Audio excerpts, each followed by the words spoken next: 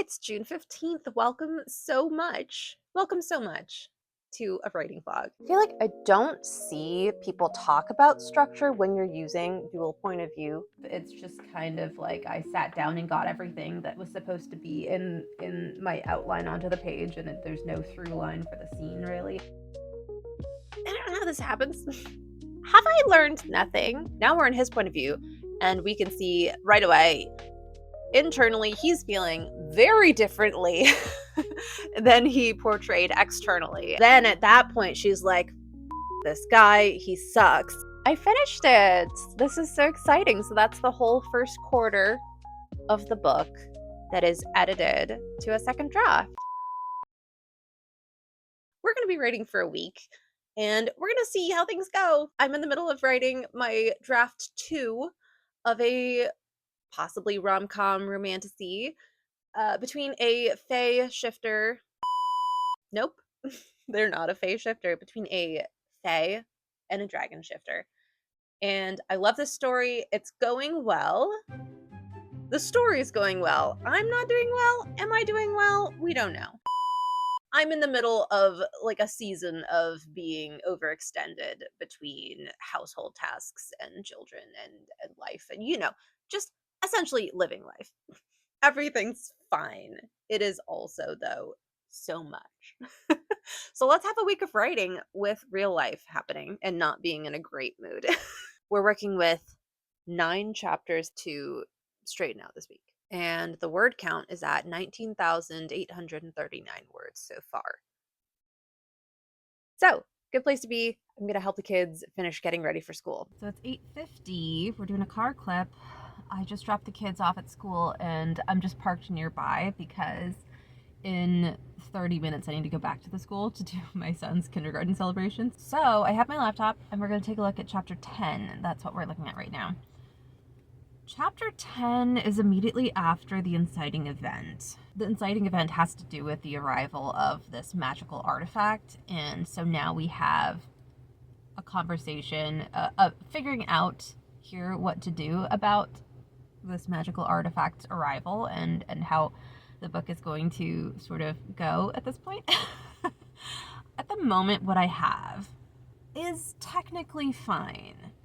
But I do want to spend a little bit more time thinking about it because one of the big things with this story is that there's a lot of reveals that happen, so your understanding of the story and characters changes as you go through the book and you learn these things that have been hidden through the story. So at this point, right now, I have Selena, the main character, just saying exactly everything that she knows about this magical artifact. And I don't know that she would actually do that. She may actually only share certain things, or she may misrepresent things about it. So I'm not sure how I want it to play out. So I want to spend some time thinking about that and what she might actually say. So that's sort of like the biggest change. I do love the way this chapter ends, though, because it sort of ends in this decision of a reversal of things she was going to do. And I think that's like a really fun because it ties into the male main character, and so okay, there's gonna be some tension there. That's interesting. How's this gonna go? So that's sort of like fun how it all funnels down to this cool reversal. Oh, that's right.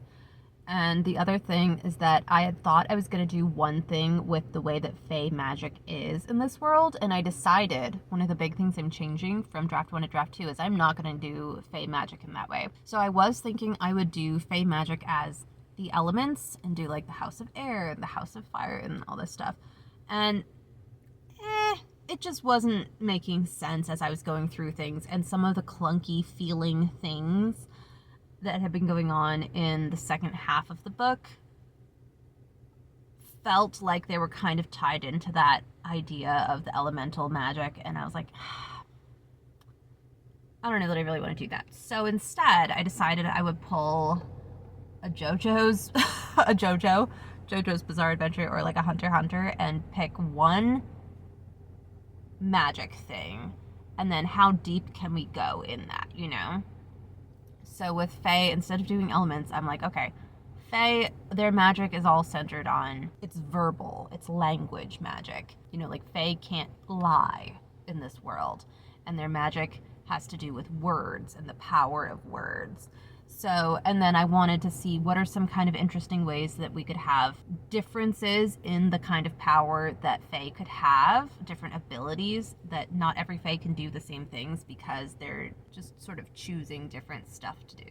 So we have things like we have contracts, right? We have bargains. I wanted to play with the idea of Fae have certain, like in D&D, there are power words, and it's been a long time since I played D&D, to be honest, and so but sort of like riffing off of that idea that like Fae train their whole lives to perfect like a very select, very few particular power words. So there could be a huge variety in what Fae are capable of depending on what words they picked and how good they are at using them. Anyway, so that's kind of like the idea. In the first draft, I had that Selena was a Fae from the House of Air, so she had this wind sort of magic, and that was going to come into the book in a few different ways. So that needs to be changed, and so we're learning some things about her and her backstory in this chapter, and I don't know how much of that I want to let people actually learn at this point, but also the big thing is she's saying in this that she's from the House of Air and she's not. so so that's a change, right? And she's just like flat out telling them everything she knows about this thing, giving them backstory that she hasn't given them the entire other time. Like they've been together, traveling together. It's her and her crew for what, 40 years, 30 years, something, that they've all been traveling like very closely together. And she's just like, hey, by the way, here's this like stuff you never knew about me. But and then also she's like, and here's why it's so important, exactly the truth, and here's the consequence of if I don't do this thing, then this thing is going to happen for sure. I just know it. And if I do this thing, then maybe this thing won't happen, and so we need to try to do that. And so she's just like, she would not be so on the nose like this. So what would she do? What would she say? What has she told some of them at some point? Because there are some people who know more about her. One character from her crew actually has been with her basically the entire time through some very traumatic stuff. And then the other people they've met along the way. And so they have sort of different layers of how much they know about each other, even though they are at this point like a found family group dynamic. It's very much like Selena and this other character who's like a found family brother. They're very much like the mom and dad of the group. And then there's a character who's like the sister, and then two characters who are like the nieces. That's sort of like the dynamic between it all. I have to go to the kindergarten thing now, but I'm feeling pretty good. I did 280 words of a new setup for the chapter, so that feels good. This feels like how things would play out. So I think this is going to be basically a full rewrite of a chapter because, yeah, we just need to convey the information in such a different way that taking any of the words over doesn't really make a lot of sense. It's June 16th. It's the morning of June 16th, my son's last day of kindergarten. And we are, in fact, having a regular day today. We don't have to do anything weird during school hours. This is fantastic. I feel like this hasn't happened for a very long time. Yesterday, the writing went really well. I was working on chapter 10 for most of my writing time, and I did a little bit of world building involved in some decisions that had to happen in that chapter, and I feel like I got a better grasp on what I needed to do for that world building, which feels really good. So I finished that chapter, and then I was just kind of skimming through chapter 11 as I was waiting to pick up my kids. And I was just kind of, changing the couple things. I had decided that this extra character was going to morph into one that we had used earlier in the books. I was like, okay, fixing a little bit of that. And then I got to the end of the chapter, and I was like, wait a minute. This chapter's fine. It's done. So that was a really nice surprise. Hi, Gandalf. So today we're going to start off by working on chapter 12 and just see where the day takes us. Hopefully trying to write for 6 time blocks. If I can get myself to focus, we'll see. So we're going to try it though. And today, so I have the whiteboard up because I wanted to talk a little bit about how I'm breaking down the story structure because I write dual point of view romance novels. And so this becomes relevant because as we're working on the chapter today, we're gonna need this. So I'm not trying to tell anyone what to do. I'm not even published, like, who am I to say whatever? But here's what I've been doing, because I have pretty much exclusively been writing dual point of view romance novels ever since I've been doing any writing. And I think it would be a lot easier learning story structure by writing single POV books, romances, whatever you want to do it. But single POV, you only have one option of who the main character is, right? And so those structural story beats, like the inciting event, the midpoint, it has to happen in their point of view. There's no other option, right? I didn't do that. I started off in dual point of view. And I also started off for many years of when I was writing, not looking into story structure in any way. And so when I finally started reading about story structure and I learned about, like placement and pacing of the book and these plot beats that happen, I was so overwhelmed because I didn't see anyone talking about it in context of dual point of view. Because dual point of view, what, you have like two main characters. Like, how do they both have a midpoint at 50%? Like, what if, because of the way the plot is, they're not even on the page at the same time? Like, how do you even do that, right? So it was a lot of confusing stuff for me. And what I landed on after a lot of trial and error and more reading is that, for me, the way that I want to do story structure for dual point of view romances, I want one of the two to have the stronger change arc. And that character is the one who has the structural beats happening at the 12.5% pacing that I like to use for those major story beats. So 12.5% through the book, it's that main character who gets the inciting event in their point of view. And at 50%, it's that main character who has that, midpoint revelation pivot and all the way through. That does not mean that the love interest doesn't have those beats. They absolutely have their own inciting event. They have their own debate. They have their own decision of no return. They have their own midpoint. They have their own, all of this stuff happens. They have their own, the way that I want to do my books. It's just that those beats happen woven around the main character's structural beats that carry the pacing of the story. Does that make sense? I hope that that makes sense. So I'm going to show you what we're doing here. I feel like I don't see people talk about structure when you're using dual point of view writing too often. So I would be very curious how you guys do it if you do dual point of view as well. So just definitely drop that in the comments. And while we're talking about it, I guess it's just worth mentioning that the way that I like to do romance novels, the meet cute is almost never the inciting event of the story. And I think that in a lot of romance structure, you kind of see people putting that meet cute as the inciting event. And you can do that. I'm not here to say people shouldn't or can't, but that's not the pacing that I like to have, because the meet cute should happen very, very early in the story, because that's a reader expectation. Like, you want to see those characters on the page together almost from the beginning. But if you have the inciting event happening here, and it's not until about the 25% mark that you want to have that main story goal set, well, what's happening for almost 25% of the story? It gets very confused, it gets very bogged down, and it works in romance. You can absolutely do that. And a lot of times people don't even seem to have like a story goal set at the 25% mark in romance. You just kind of like are going along and you see their relationship. And it's kind of just like, I kind of think of it as TV writing, where it's kind of episodic and you're just kind of like along for the flow. And it's not that, okay, we can see the character change and things are building and there's a very cohesive through line to it.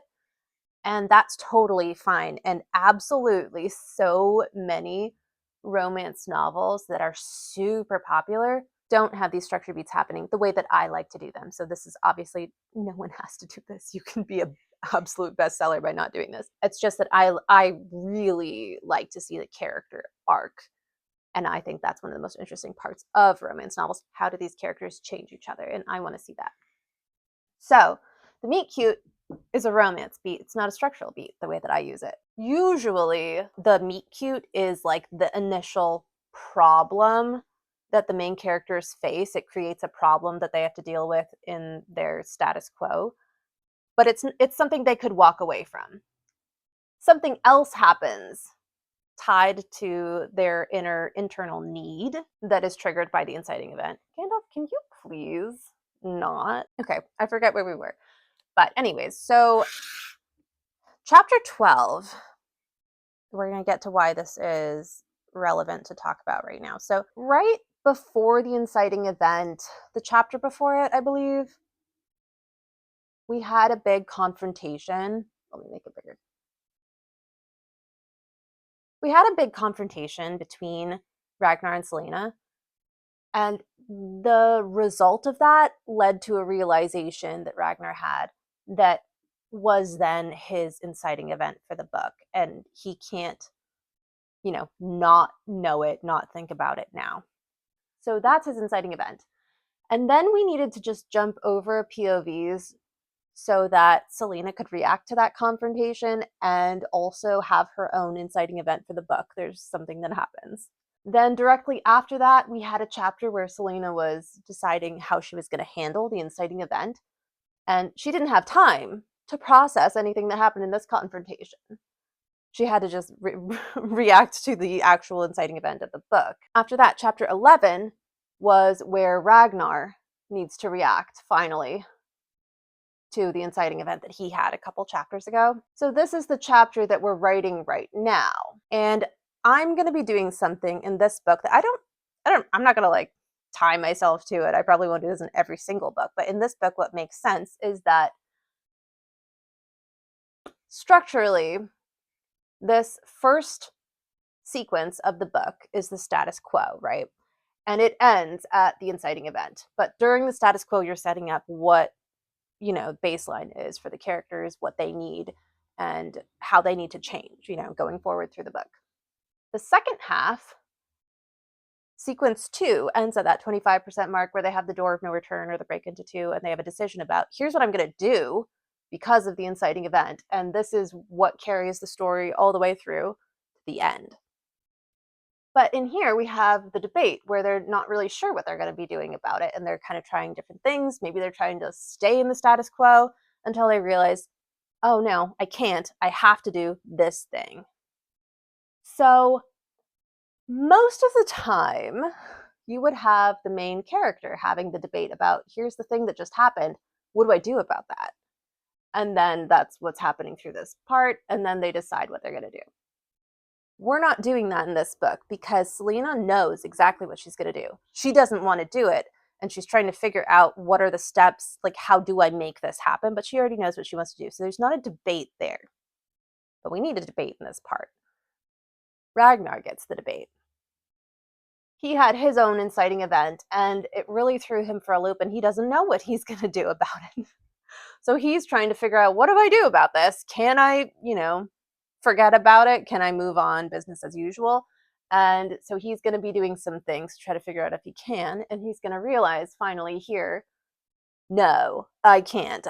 This is something that is I'm unable to walk away from this, and I need to figure it out. So here's what I'm going to do. He is going to tell her, here's the situation of what I'm offering, and it's going to be a solution that she needs, even though she doesn't want that solution. And so the door of no return is them both having their own goals set where they need each other in order to accomplish those goals. And so the adhesion thrust happens here. So does that make sense? I hope that makes sense. I hadn't seen anyone talk about how to handle dual point of view stuff. So this is what I'm doing. And so right now what I'm working on is his reaction to the inciting event from a couple chapters ago, and him making an initial try of, here's what I'm going to try to do first about this. And it's not going to go the way he thought. Like everything, it doesn't go the way he thought it was going to go. So anyways, let's start writing. This is funny. So that's actually not the chapter I'm writing. I am writing chapter 12, but chapter 11 was his reaction, and so that was the one that was mostly like pretty good. Chapter 12 is actually her finally reacting to the confrontation that they had So okay, let me bring the board back. Okay. So here's what we've got. So in chapter 11, the way that he handled reacting to the confrontation that happened before is that he forced another confrontation between the two of them, and that didn't go the way that he thought it was going to go. So now she's reacting to this new confrontation as well as finally reacting to that initial confrontation. Because now she finally has the time, because she reacted to the inciting event already and she started working on that. So now she's like, okay, there was something lingering from this first confrontation that has now been confirmed in this confrontation, that now I am having this decision about what I'm going to do because of that. And so that so that's what we're doing. So in this chapter, big problem is the tone that she has. I don't know if one of the characters who's in this scene actually should be in this scene at all. It's not cohesive. It's just kind of like I sat down and got everything that was supposed to be in my outline onto the page, and there's no through line for the scene really. It just kind of meanders. And then his attitude is also bizarre. It doesn't actually line up with what he should be having as an attitude right now. He has an assumption about her that's actually the wrong assumption. It needs to be a different assumption he's having. And then it kind of ends in this very uncharacteristic way. So there's some issues.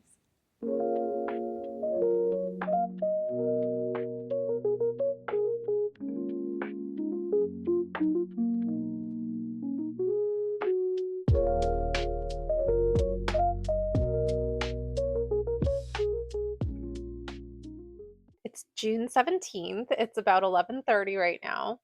It's my son's first day home. He graduated kindergarten yesterday. Went out to get ice cream. That was really nice. So I'm wonder if this is sort of how the summer's going to play out, but I have not yet started doing any of my writing yet. And actually in about 30 minutes we need to go pick up a food order because we've got no food in this house whatsoever that children will eat. So I don't know how this happens. I watered the garden really well this morning after dropping my daughter off at the bus stop. And well, I didn't drop her off. Like I waited at the bus stop with her. And then watered the garden, made a little clay dish for my solo Gloomhaven playthrough that I'm going to be doing, which I'm really excited about. That's going to be super fun. I love Gloomhaven. My husband and I have played Gloomhaven on and off for the last like 7 years, mostly off. And he just seems like he's kind of done with it, but I'm not. I want to keep playing all the time. So that's going to be really fun. But yeah, and now suddenly we have to go get food. Like, how does this happen? How does this happen? So we're going to try to take a little bit of a look at chapter 14 and see what we can see with this. This is a tangled chapter. Oh dear. There's a bit of a timeline discrepancy between the first draft and the second draft. I had, I think, 3 or 4 more days go by from chapter 13 to chapter 14 in the first draft of this book, and we're just having it be the next day in the second draft. So we've got a time discrepancy here that we need to deal with, where she had done something on other days. So we need to be like, how do we handle that? We need to insert part of the plan that she has come up with in this second draft for what she's doing at this point. She didn't have that at all during the first draft. There was an event that had already taken place, it had already started multiple chapters ago. And so in this, they're at the event and it's been going on for a long time. And now this is the first time that this is the first day of that event. So we need to change a bunch of that stuff. And in the last chapter, Ragnar had done something that she's going to need to react to, and it is all tied to this. So, and there's not a lot of that going on. And we have some carryover of when I had the Fey magic that she had. It was air magic, and so we're getting rid of all of that. That needs to be cut out of here. And now we're having it that the crew has certain knowledge of Ragnar from a different context, and that was totally missing from the first draft. So we need to have some like there's dialogue between the crew members about that. So this is like whoa, man. Freaking whoa. This is going to be crazy. All right, let's figure it out.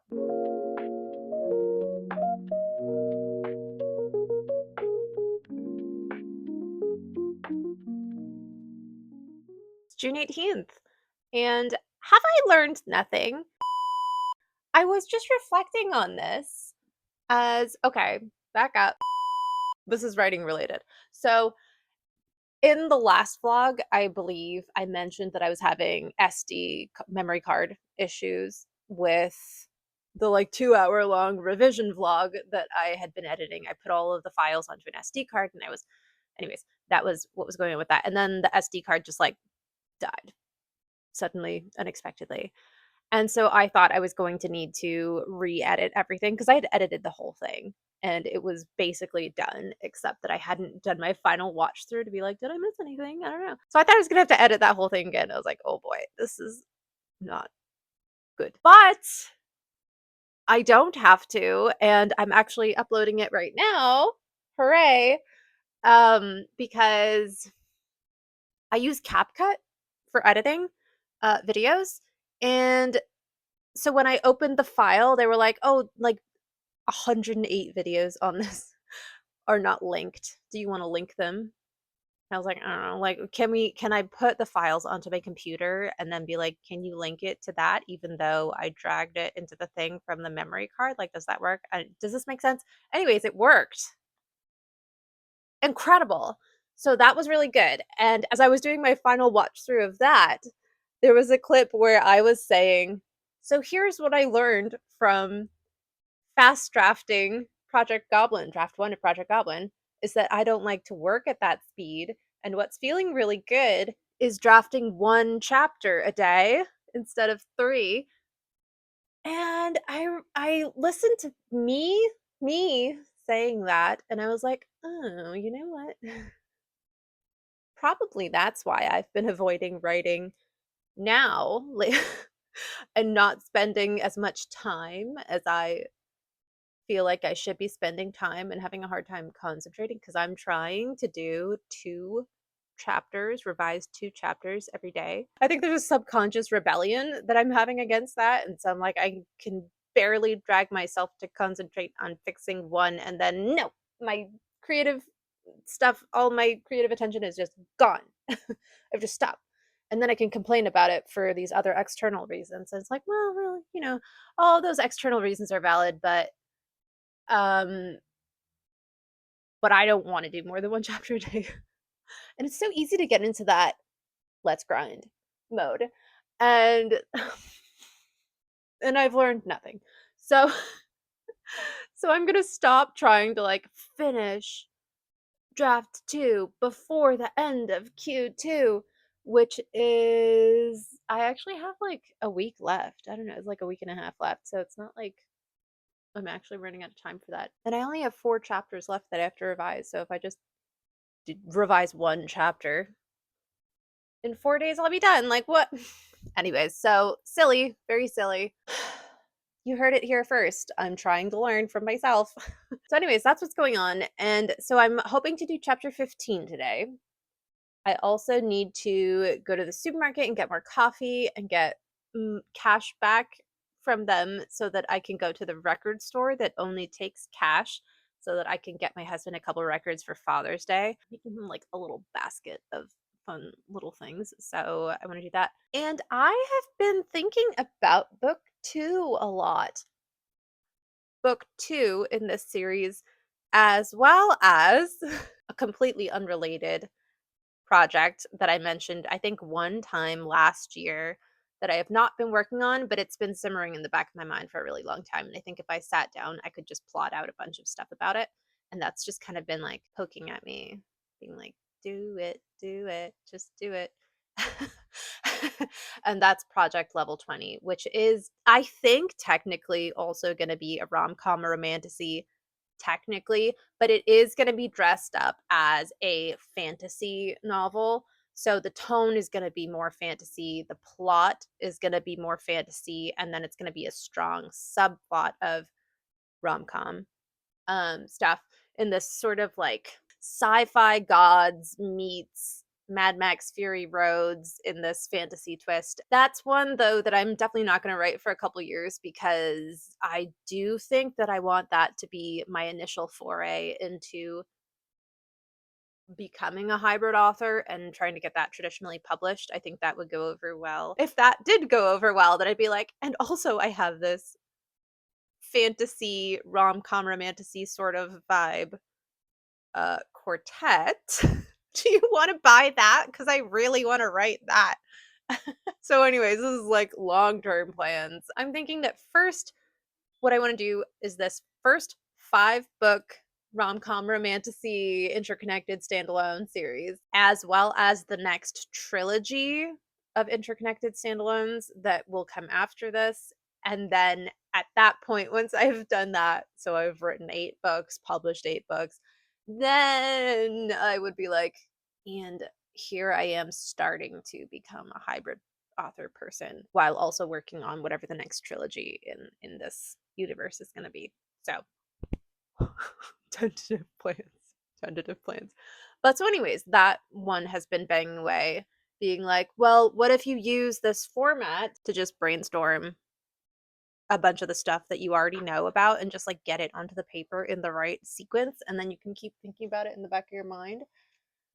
So anyways, that's going on. And that ties in because today I want to be working on, yeah, chapter 15, as well as I want to read for, I'd like to read 30 pages, which seems to be around 25 minutes, something like that. I had been reading Elders of Ireland, where St. Patrick and Kelty were having a fun discourse.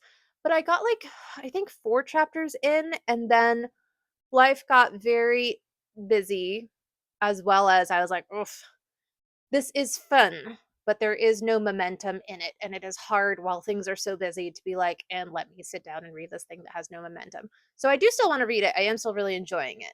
But I decided I wanted to switch gears a little bit. So I started the Mammoth book of Celtic myths and legends. So I read the introduction and I got just a couple of pages into the first story. So I do want to start reading this. I mean, there's no, timeline for it, but I liked it when I had been reading 30 pages of mythology 5 days a week.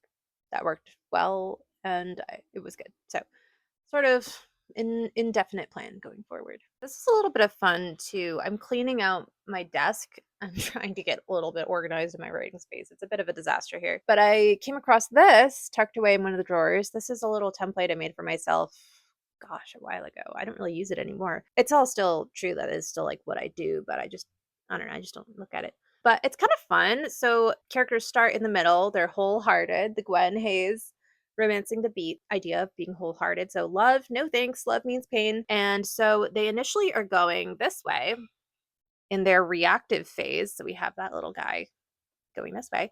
So they start off here wholehearted. And we have the status quo that's interrupted by the inciting event or the disruption, something impossible to ignore. Then you follow a debate about what to do and end in the door of no return where the status quo is gone. So the question that kind of unites the first quarter is, why don't they want to fall in love? And then in quarter 2, you're kind of answering the question, what makes them fall in love anyways, as they've gone through the door of no return and they're beginning to feel that inkling of desire. This is Gwen Hayes again. You'll see that in all of this. And that is interrupted in the middle of Q2 by the reminder of the stakes, where they have the ghost of their fear. And then we have a deepening desire that ends in the midpoint where there's a desire for love, where they're like, but maybe, which then makes them flip to being active in the story, going this way towards actually the end at this point. And Q3, I was like, well, what if the question you're answering in Q3 is how do they face their fear of love? So they initially are pursuing love, and then there's a reminder of the stakes where they have to face their fear, and that doesn't go very well. And their shields go up, and then at that 75% mark, like the bomb goes off, the inevitable happens. They were right. Love means pain. And then in Q4, how do they overcome their fear of love? They have that all is lost that's interrupted by the realization where they have the theme internalized, and then they're fighting for love, which then ends in them being wholehearted, where love heals all wounds. So, anyways, this is just like a fun little thing I made a while ago. I forgot about that. There's another thing I want to talk about, two things. So, I just feel very creative lately. And I know that that's a little bit, it seems a little funny to say because I feel like every single clip I've been like, I feel like I haven't spent any time working on anything. But I mean, the wheels are still turning, even though I'm not doing things. Okay, the first thing I recently watched Eastbound and Down for the first time ever. What a fun movie. I loved it. And so if you don't know, it's like a I don't I it's not during prohibition. It seems like it was set in the what, 70s, 80s, 90s? I don't know.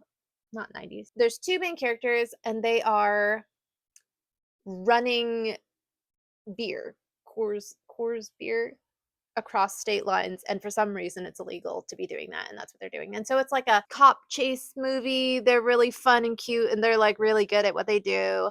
And then there's like a romantic subplot, and it's just like super fun sort of chase movie. So I want to do something like that in this, universe that I've been doing. So I want to have like a different series set in this universe at some point that's like people trying to run something and being chased. And there's obviously fated mates. And so like what if one of the people like one of the cops chasing one of the bandits, there obviously have to be fated mates. Like come on. So that would be like super fun. And then the other thing, the other idea for a series is we also watch The Mummy. So what if there was a different part of that universe that was like very The Mummy meets Indiana Jones meets fantasy sci-fi meets Fated Mates, obviously. And we had all of that kind of vibe stuff going on in this like treasure seeking sort of vibe. That would be a different part of the universe, and that would have a lot of like gothic country vibes going on and like cowboy sort of stuff. So that would be just like incredibly fun. And I've been listening to what's it called? I wanna love a cowboy, something like that. And it is, I'm gonna link it down below. It is so fun. Such a good vibe. And so, anyways, those are some other books that may be coming eventually if I ever learn how to finish writing books. So, stay tuned. All right. Anyways, so and that came up because I was just about to finish cleaning this while listening to "I Want to Fall in Love with a Cowboy" or whatever it's called.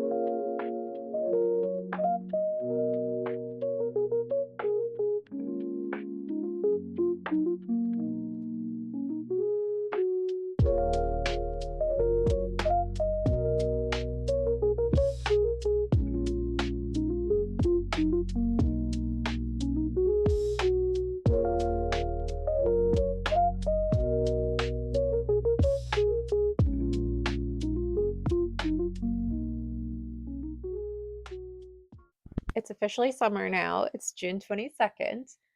It is about like 9:30 in the morning. My daughter has one last day of school tomorrow, and my son is home. So we just had a little bit of a snack, and I'm sitting down to do my writing stuff. Today, what I'm working on is chapter 17, and then I believe I can at least start chapter 18.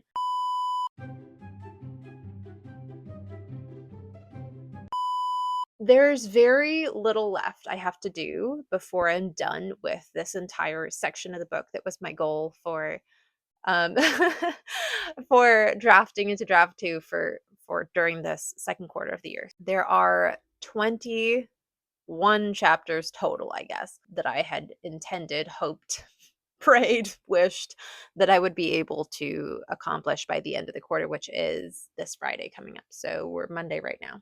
So it looks very, very possible. I'm really excited and impressed and thankful and relieved to be here at this point. And again, the way that it works, even though it's 21 chapters, there's a prologue. So the last chapter of this section is called chapter 20. So chapter 20 actually is totally fine the way that I wrote it in draft 1, which is a shock and wonderful surprise. So I'm actually working on 17, 18, 19, and that will close it out. So it's just those last 3 chapters, and I think they won't be too bad. I think the changes are more chapter level rather than like there was some event things I needed to change, some conversations I needed to add, I think, in previous chapters. So, but these ones are really more about streamlining what's going on in the chapter rather than moving lots of pieces around. Chapter 17 is Ragnar's chapter.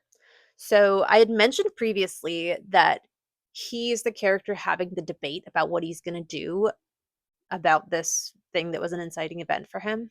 He is going through sort of the tail end of that. Like he's tried some stuff earlier in this sequence and it hasn't gone the way he expected, and he's not feeling the way he expected he would be feeling, and so he's like grappling with what that means then. So he's reached sort of the verge of a decision point that he needs to make, but he still hasn't quite got there yet. So here, oh my gosh. He's been grappling with what he's going to do about this situation. We have color coded. The pink chapters are Selena's point of view, the blue are Ragnar's point of view. So we can kind of see she's had a lot more things she's had to deal with. And some of those things that she's had to deal with in her point of view chapters are the things that he has tried in order to try to like handle this situation that he doesn't really know what he's going to do about. But now in chapter 17, he's having these internal realizations and he has this sort of like, what if what's going on is this thing? If it is that thing, then I may have made a lot of mistakes. So, but he's not sure if that actually is true. But he's sort of like finally at the stage where he's realizing, this may be a big uh-oh sort of moment for me. And as he's having this internal realization stuff, she's going to arrive where he is because of the things that have been happening for her that necessitate her going to see him and trying to get him to do something. So the chapter ends with her arriving and needing something from him. So that's where we are right now. A lot of this chapter is still really good. I think it's more clarifying what exactly he thinks at this point is going on because it's kind of vague. It's vague based on what had happened in draft 1, not even vague based on what happened on draft 2. So it needs to be specific what he thinks is going on and why and how he feels about that based on draft 2. All right, let's jump into it.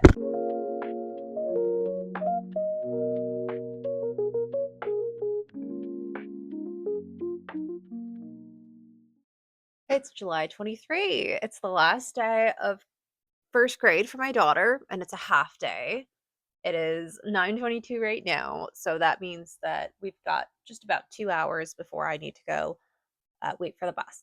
So what we have planned is to just finish the last chapter, editing the last chapter, which is chapter 19. I'm so excited to be here. This is so fantastic. So let's take a look at the chapter. So the way the last chapter went, Selena found him and asked him to do something. And he said no, he wasn't going to do it. And he had a certain attitude that he portrayed. And so that was like a pretty crazy situation for her to handle in her point of view last chapter. Now we're in his point of view, and we can see right away internally he's feeling very differently than he portrayed externally, and it's very cute, and you can really see how he's not at all sure that he should have been acting that way or saying those things or any of that. And it's freaking him out. The fact that he's feeling this way at all, as well as the fact that because he did that stuff and said that stuff and acted that way, what does that mean for the future? And what if he's just like, oh my God, what if, oh my God. And so he's like figuring that out. So that just happened. And then we have Selena's brother figure doing a confrontation, which that is the biggest change, the way that that confrontation plays out, because when I wrote the first draft of this chapter, this was back in like March. And I hadn't spent that much time figuring out, these other crew members, their personalities and stuff like that. I had sort of like a very vague idea. And so I just went with that. And since then, I've written the entire first quarter of this brother character's book. It's book 3 in this series. And so I have a much better grasp of his character. He's a shifter, and in this he's sharing a soul, or sharing a body. It's 2 souls, 1 body. So his anima is the animal shifter soul that he's sharing a body with. Anyway, so I have a much better grasp on both of those characters and how they might handle conflict. So this is a scene that has conflict. And so I need to think about, there are certain things that I want him to say to Ragnar, and I need to figure out how he would convey those things, knowing more about him now. He wouldn't do it in this way. So that'll be, I think, the biggest change. So anyways, that confrontation between them leads Ragnar to believe something that then it sort of like gives him what he needed in order to flip and reverse on his initial saying no to what Selena had asked him for. And now he's ready to say yes because of his own reasons, because of this stuff. But he's doing it very much in his own way, which is not particularly good. So let's look at our board. Oh boy. What the heck? Okay. So we're here. We know that this chapter is actually good, all set, and then everything up to here is good. So this is where he finally goes from having just said no to the thing that she wants and then feeling like, oh, I think I made a mistake, but still being very much in freak out mode. And then confrontation with her brother figure that then leads him to be like, okay, I'm definitely doing this thing for this reason. And so then he takes steps to do that. And then we end with this last chapter of the first quarter where he's like, okay, here's the situation. Here's what I'm actually offering. And then she's like, ugh, I hate that. But yes, that does get me what I need. And so I will say yes. And so that's the adhesion thrust. And then we're, off to the races with the rest of the book. So that's where we are. So up to this point, the way the enemies to lovers dynamic has been is that he despises her because of reasons. She sort of understands those reasons, is really frustrated by it, and feels like that's not very cool, but she's kind of like neutral about it, except that he then acts in a bunch of really uncool ways because of the way that he feels about her. So then at that point, she's like, this guy, he sucks. Things are complicated, and now I need his help. But this guy really sucks. While he is now like, I think I may have made a mistake, but I'm gonna fix it. And so now he's trying to like fix his initial bad impression while she's like, this guy, I have something way more important that I need to be focusing on, and I can't do anything about this right now. But while they're traveling together and needing, anyway, so that's sort of like the flip dynamic that's going on. Let me know if you've read a book with that sort of enemies to lovers dynamic, because I would love to take a look at that. I feel like a lot of the times with enemies to lovers, it's like they hate each other the whole way through, except that they're starting to fall for each other, and you don't usually get one character or another flipping and not feeling that way anymore. And anyways, so kind of I'd be curious what kind of books you've come across that might have something like that. All right, time to write.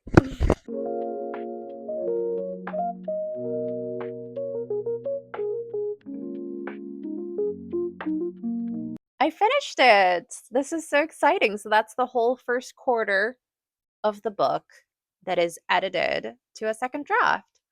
I love that. I love that so much. So that's 21 chapters, and it came to 33,574 words, which is a lot of words. because there's quite a bit of description that's not in there. So we won't freak out about that. I'm sure there's still a lot of stuff that can be taken out and moved around and all sorts of things. So whatever, it's fine.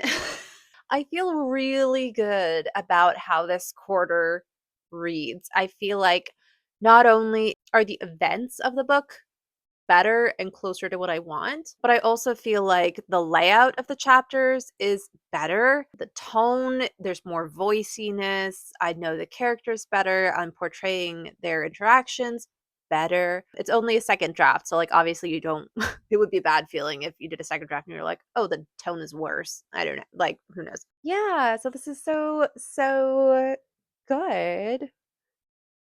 I feel like so the changes, generalizing the changes of this first sequence were mostly focused on there was different backstory stuff. Some things needed to be changed. There was a different procedure for how people were planning to react to things and then how their follow through went, which meant that there was a little bit of some timing differences, events happening at different times, which required some changing.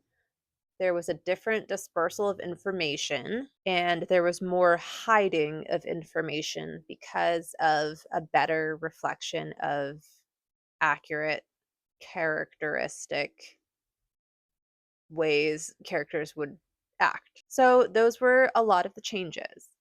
The actual things that characters were doing really stayed pretty much the same. Their plan of how they were doing things was a little bit different. At no point was there a major decision that a character made in the first draft that I was like, "Oh, they're actually making a different decision in this draft." Except for aforementioned hiding of information because of their backstory, whatever. So I'm really pleased with that. That is not going to be the case the whole way through. Like, we know all of the third quarter and is going to be totally scrapped. Lots of different things happening there. And the fourth quarter, probably there's going to be quite a few things changing. Second quarter, I'm interested in. Second quarter, I feel like when I did both my read throughs, I was like, this is pretty solid. I don't think I want to change that much on a developmental level. It would be more in clarifying how this thing works, clarifying how this thing builds through that quarter, and working on voice and how their dialogue goes back and forth. So those I think are the bigger things that we'll be looking at when I do Q2, which I'm not planning to start for a little while. There's a couple days left of Q2 of the season of the year, the second quarter, not to do with the book. And so now I'm going to be working on getting the house in order for kids being home for the summer and how we can sort of facilitate a nice atmosphere at the house. For context, both my children's rooms are like disaster zones right now. And it's like beyond the ability of a child of that age to fix. So I'm gonna help them. And there's just like some decluttering that really has to happen so that things don't get to this state again. And we're going to work on doing the planning for the third quarter of the year, what those goals might look like, and yeah, how to try to do writing during the summer while the kids are still here, which has been a stress point for me.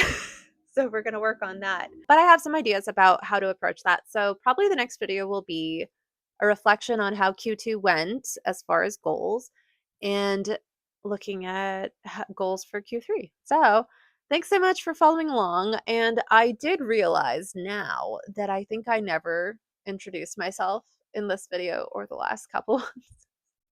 My name's CF Claire. I am on a journey to become a self-published romance author, and I'm going to be starting with this romantic, what is it? Rom-com, romantasy, interconnected standalone series. So follow along for more vlogs like this, and goal setting videos about being a full-time author while not published. I hope you're doing well. I hope the writing is going well, and I will see you in the next video.